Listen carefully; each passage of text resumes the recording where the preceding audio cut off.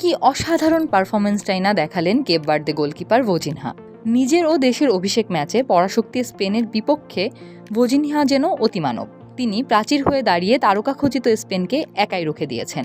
ভোজিনহার পারফরমেন্সে গোটা দুনিয়া অবাক, বিস্ময়ে বিমূঢ়। কিন্তু একজন মোটেও অবাক নন, তিনি ভোজিনহার মা অ্যানা কান্দিদা এভোরা। ছেলের জীবনের প্রথম বিশ্বকাপ ম্যাচের ঠিক আগের দিন কেপ ভার্দের রাষ্ট্রীয় টেলিভিশনে এসে অত্যন্ত আত্মবিশ্বাসের সঙ্গে তিনি ভবিষ্যৎবাণী করেছিলেন, বিশ্বকাপের ম্যাচে তার ছেলেকে পরাস্ত করে কেউ বল জালে চড়াতে পারবে না। স্পেনের বিপক্ষে ঠিক তাই হলো। ম্যাচ শেষে 59 বছর বয়সী এভোরা আবেগ আপ্লুত কণ্ঠে বলেন, এটি আমার জন্য এক অবিস্মরণীয় অনুভূতি। আমার বুকটা ধড়ফড় করছিল, হার্টবিট যেন প্রায় বন্ধ হওয়ার জোগাড়। আমি ভীষণ নার্ভাস ছিলাম। তবে এই টুর্নামেন্টে ও যা অর্জন করেছে তার জন্য আমি একই সঙ্গে অনেক আনন্দিত। ম্যাচ শেষ হওয়ার পর মাঠ থেকেই মাকে ফোন করেছিলেন ভোজিনহা। মায়ের কথা, খেলা শেষেও আমাদের ফোন করে। ও তখন খুশিতে আত্মহারা, দারুণ উত্তেজিত। চারিদিক থেকে সবাই ওকে অভিনন্দন জানাচ্ছিল।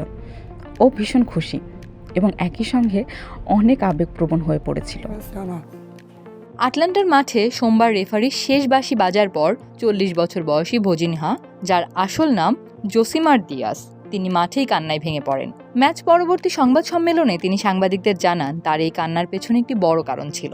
তার মা যুক্তরাষ্ট্রে এসে খেলা দেখতে পারেননি। এর পেছনে জড়িয়ে আছে মার্কিন ভিসার এক জটিল ও কঠিন নিয়ম।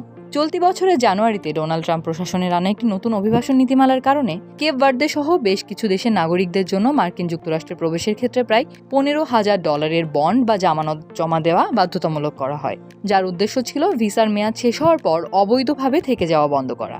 যদিও গত মাসে ওয়াশিংটন প্রশাসন বিশ্বকাপ ফুটবলকে সামনে রেখে টিকিটধারী দর্শকদের জন্য এই নিয়ম শিথিল করার ঘোষণা দেয় এবং জানায় যে তারা বৈধ ভ্রমণকে সহজ করতে চায়, কিন্তু ততদিনে দেরি হয়ে গেছে।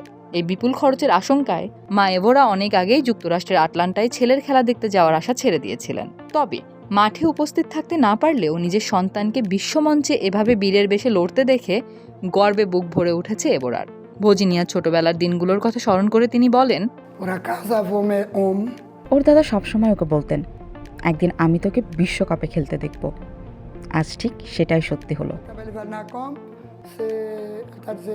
দাদার সেই স্বপ্ন আর মায়ের অটল বিশ্বাসকে সঙ্গী করেই আজ বিশ্বমঞ্চে নিজের নাম খোদাই করলেন এই আফ্রিকান গোলরক্ষক।